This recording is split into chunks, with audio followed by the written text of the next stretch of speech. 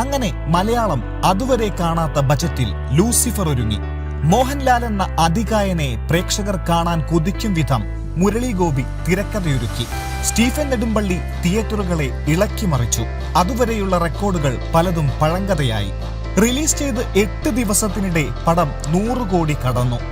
രാഷ്ട്രീയ അധോലോക മയക്കുമരുന്ന് മാഫിയകളിലെ കിടമത്സരങ്ങൾ മുൻപും സിനിമകൾക്ക് പ്രമേയമായിട്ടുണ്ടെങ്കിലും മേക്കിങ്ങിലെ വ്യത്യസ്തത കൊണ്ടും കാസ്റ്റിംഗിലെ വലുപ്പം കൊണ്ടും ലൂസിഫർ പ്രേക്ഷകരുടെ കയ്യടി നേടി.